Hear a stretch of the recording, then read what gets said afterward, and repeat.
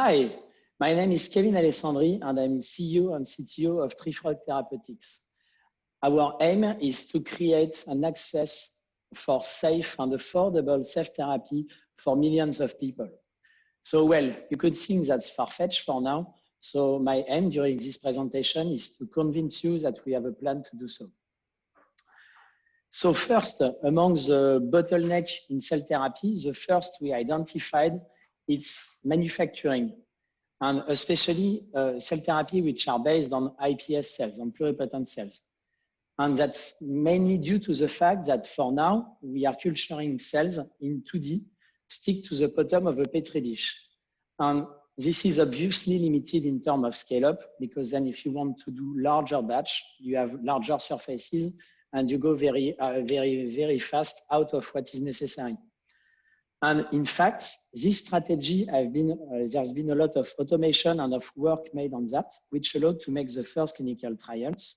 But if we want to go further, we need to go more like in the bioproduction usual tools in bioreactors. And in fact, many companies have tried to do so, and mainly going through either cell suspension in the bioreactor, either spheroid, which is just an aggregate of cell in the bioreactor, or microcarriers with the cells growing on the surface of microcarriers, of beads. But here, there's again a limitation, and this is that the cells are directly in the machine, and basically, they are directly exposed to hydrodynamic stress. So put more crudely, the impeller can damage the cells. And this will impact both the quality and the yield.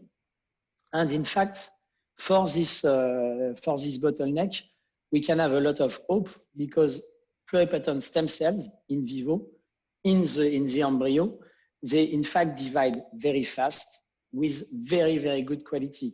In fact, it's assumed in many papers that there is around 100 times more mutation, genetic mutation in 2D than in vivo. So we have a lot of room to improve, and that's a very good news for us.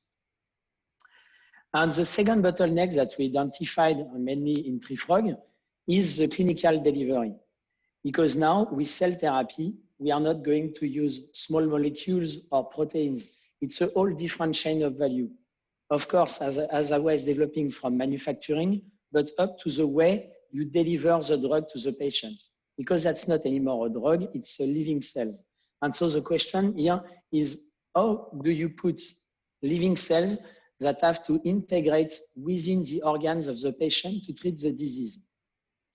And in fact, that's really a big problem in the industry right now, because in most of the therapies, you can see that there is more than 90% of the cells which die or lose their phenotype during this procedure. And it could seem okay, but in fact, it's not just a problem of cost. It's also a problem of efficacy. Because if you lose more than 90% of the cells, it means that you're not sure anymore exactly of the phenotype and the type of cells you've put in the body of the patient. And so in Trifrog, we think we developed a technology that could be transformative for the field in those two areas. So basically, as you can see here on this schematic, it's based on something which is quite trivial. In fact, we made a capsule to grow the cells inside the machines. And so we engineered this shell. So this shell is roughly 200 to 500 micron in diameter. So here it's the transparent part in the image, and it's made out of alginate. And this shell has a very interesting property. It's mechanically very resilient. It's comparable to cartilage, for example, but it's porous. And so gas, nutrients, growth factor can go in and out. But we went further. In fact, inside this capsule, we also engineered the microenvironment. And for iPS cells, we in fact managed to have the cells self-organizing in an epiblast-like structure or an epiblastoid, which is very reminiscent of the shape they have in vivo. And that's what you see here.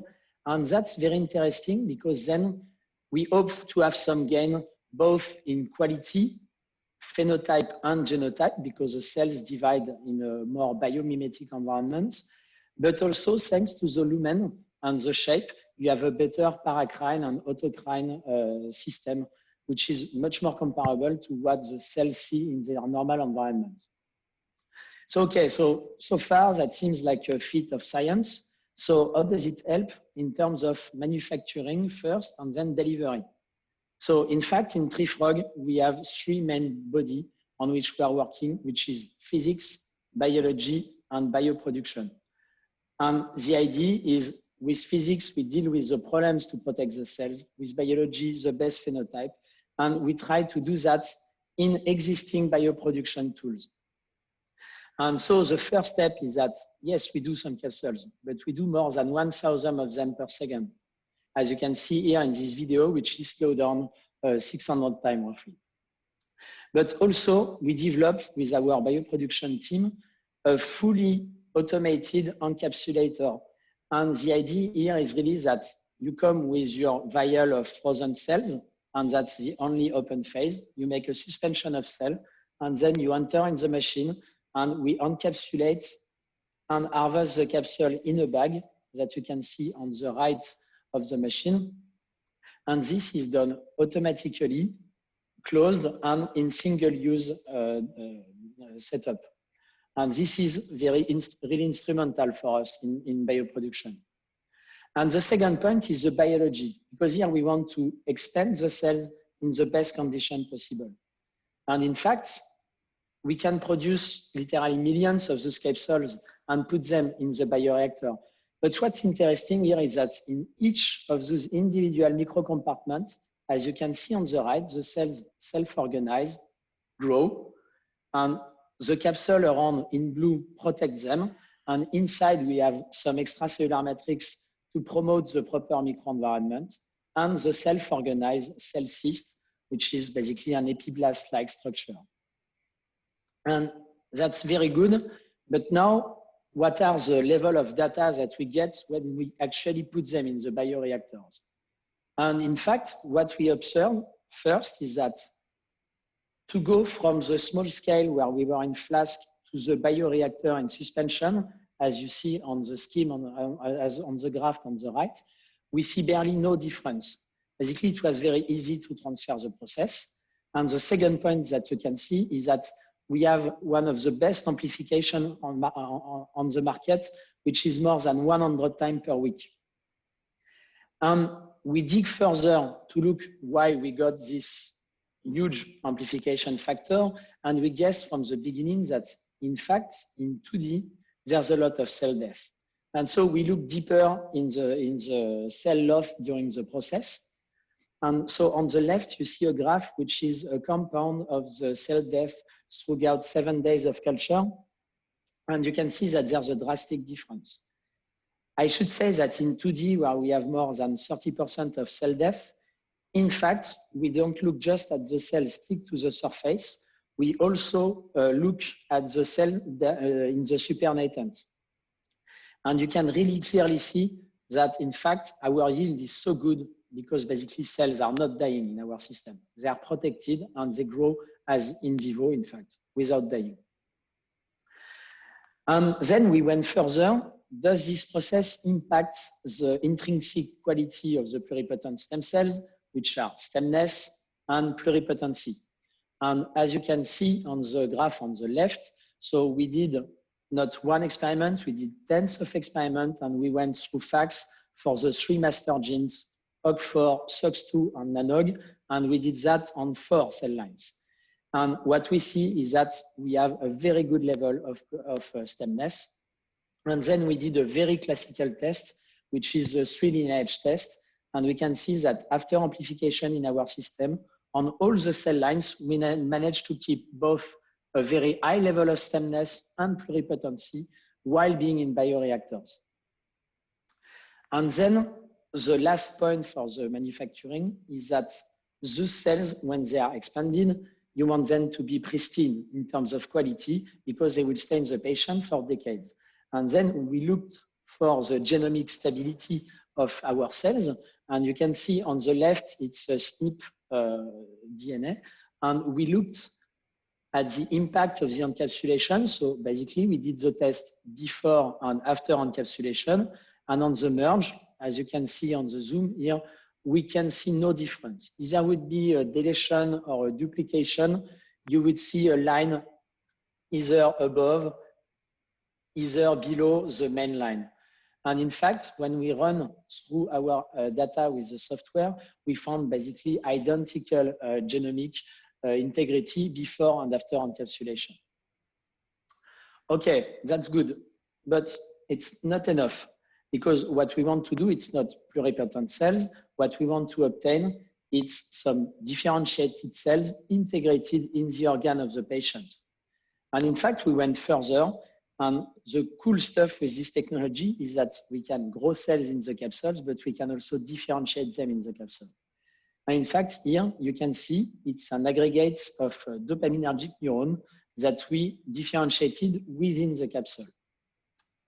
And maybe you already understand where I'm coming. In fact, what we get outside of the bioreactor, it's not anymore a suspension of cell, it's some small ready-to-graft functional microtissue. Here you can see cardiac aggregate beating. And the cool stuff, again, is that alginate is very easy to dissolve. And in fact, the capsule can be dissolved within few tenths of seconds to obtain this ready-to-graft microfunctional tissue. And we went further because, as you know, in cell therapy, you should not show just in vitro data. And so we went in vivo to show the potency of this micrograft. And so here on the right, you see our aggregate of dopaminergic neuron. And in fact, on the left, you see the cannula going down into the right brain. And the small translucid balls that you see are in fact the neuronal aggregates. And we grafted some rats, which were hemi-Parkinsonian. So basically, it means that we kill dopaminergic neurons in half of the brain.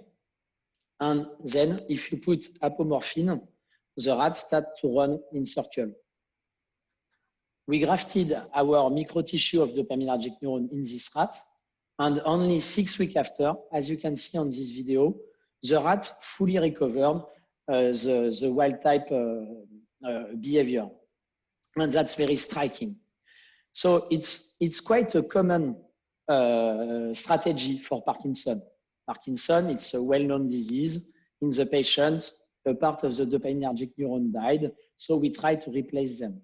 Many companies now are doing that, but they are doing it, in fact, with progenitors, because we know very well how to differentiate out of stem cells into dopaminergic neurons. But in fact, if you do that in 2D, the neurons are stuck to the surface, and if you try to detach them, they are dying. Whereas here, and so basically most of the company, what they do is that they harvest the cell just before at the progenitor stage, and they inject progenitors and let the differentiation finish inside the brain of the patient. Whereas here, we did a first in the world, which was to graft mature dopaminergic neuron. And that explains, in fact, the fact that we have a much shorter time to effect with 6 weeks versus 16 weeks, more or less, for most of our concurrents.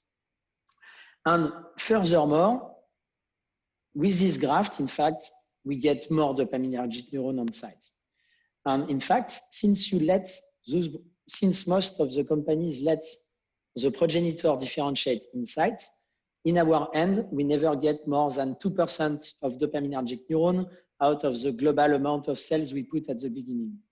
Whereas when we use our microtissue, we get more than 10%, even up to 20%. And in fact, so here on the bottom, you see an image of this. So in blue, it's the 3D neuronal aggregate. And in green, you can see the dopaminergic neuron. And I should say that in this zoom, so in green, this dopaminergic neuron, it's a rare sight to see so many dopaminergic neurons in one field of view. So here you start to see that in the chain of value with our technology, we really go from the suspension of cells and you encapsulate them, you amplify them, you differentiate them, and you harvest them. Everything within usual bioproduction tool, single use, GMP compatible, closed. And that's very important for us. And that's why we think that now we are able to develop a strategy that will allow safe and efficient cell therapies at scale for millions of patients. And the fact that we are more reproducible, more robust, because basically each microcompartment will have the same condition in the bioreactor. That's very important for the mass production. And that's what will allow to reduce cost, most probably of a factor up to 100 for the very large scale. And that's instrumental if you want to go for mass cell therapy.